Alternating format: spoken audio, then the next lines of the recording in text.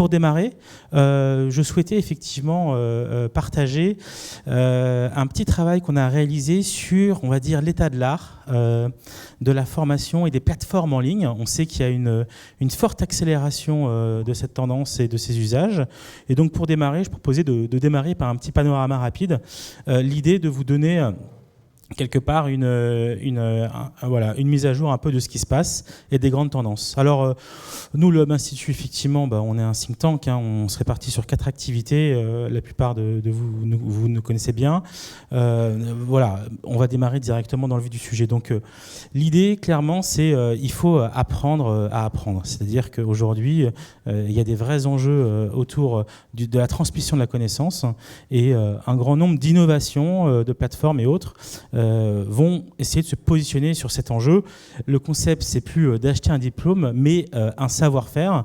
Aujourd'hui, ce qui compte de plus en plus, évidemment, le diplôme compte, mais c'est les compétences et l'expertise qu'on va pouvoir apporter de manière très concrète et très directe à l'entreprise.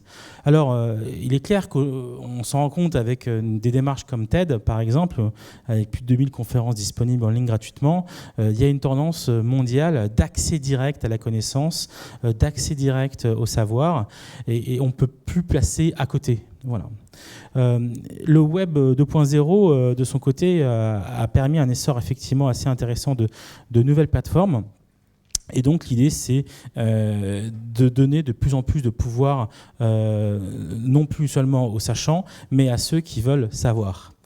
Alors, ce qui est très intéressant, Thierry Curial sera là tout à l'heure pour en parler, c'est effectivement ce côté collaboratif avec le zéro prof, zéro formateur, mais surtout pas, voilà, zéro pédagogue, c'est ce qu'il dit, ce qui baptise le peer-to-peer learning. Il y a un vrai enjeu aussi de disruption complète de la chaîne de partage de la connaissance et de la formation. Alors, je pourrais vous citer quelques exemples de plateformes. Donc, par exemple, Solearning qui se développe effectivement dans le MOOC d'entreprise. Coursera, qui est assez connu, qui a développé des grands partenariats. Je pense particulièrement à HEC, d'autres grandes écoles, où aujourd'hui, effectivement, depuis votre PC, en vous inscrivant, vous aurez la possibilité de suivre gratuitement des cours venant d'universités très connues et de sources très connues. Alors, il n'y a pas que le haut niveau, il y a aussi effectivement au niveau collège des startups comme Cartable qui se positionnent pour faire de l'accompagnement et essayer d'accompagner les enfants dans leur développement. Voilà. Il y a aussi, alors très connu, Duolingo avec plus de 80 millions d'étudiants pour seulement 42 employés, c'est assez impressionnant. Voilà, l'apprentissage des langues. Donc effectivement, dans cet univers-là, on est autour des langues, ça s'est fortement développé. Donc clairement, les usages et les nouvelles technologies sont à la fois partout dans les usages et dans notre perception encore trop peu dans les classes. Donc il y a vraiment une disparité entre, on va dire, les usages de ceux qui veulent apprendre et puis ceux qui dispensent. Donc on rentre dans une logique vraiment d'apprentissage 2.0, comme on l'appelle, en intégrant en fait ces outils, ces innovations dans la salle de classe, mais ça prend pas mal de temps. Une autre start-up qu'on suit, Quento, qui est sur le big data au service de l'éducation. Alors ça, c'est quelque chose que moi je suis particulièrement. Tout ce qui a trait en fait à l'enseignement du code pour les jeunes enfants. Donc il y a Code Academy, il y a Code Dojo, il y a énormément de boîtes qui se développent pour accompagner de la même manière qu'on disait il y a 10 ou 15 ans, il faut apprendre l'anglais. Il y a 5 ou 6 ans, on disait il faut apprendre le chinois. Bon, maintenant, il faut apprendre le code. Voilà. Donc les modes évoluent, les usages évoluent, mais effectivement, on a un autre exemple aussi, Simplon, qui pousse l'apprentissage du code. Voilà, alors l'environnement, on va passer d'une salle de classe complètement traditionnelle à quelque chose de très fragmenté. Les contenus, les usages, les plateformes vont fragmenter l'approche à la formation. Un autre exemple aussi qui se développe pas mal, c'est les webinars. Alors on l'a vu dans l'enseignement des langues, ça marche très bien, l'enseignement d'autres connaissances aussi, mais on le voit aussi dans l'environnement professionnel, la formation distancielle, ce qu'on appelle le blended learning, qui mixe, si vous voulez, la formation physique et la formation distante, c'est quelque chose qui se développe aussi de manière assez intéressante. Voilà.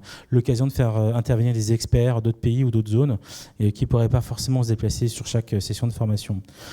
Donc clairement, il y a un virage qui est pris. Nous, on le voit puisque on réalise notre Hub Forum à Singapour et c'est vrai qu'on passe pas mal de temps là-bas maintenant.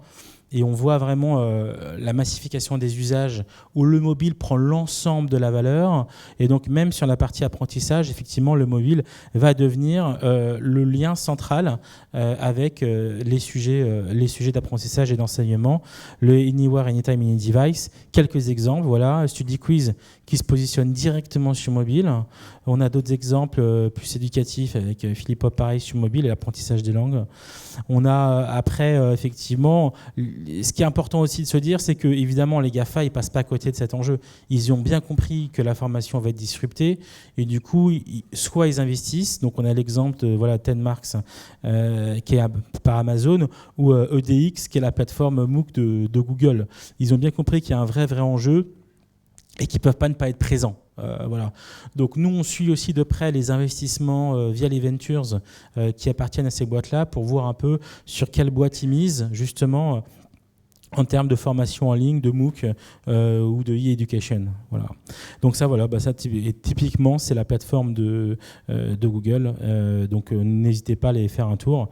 Et c'est quelque chose qui est en train de se développer de manière assez intéressante.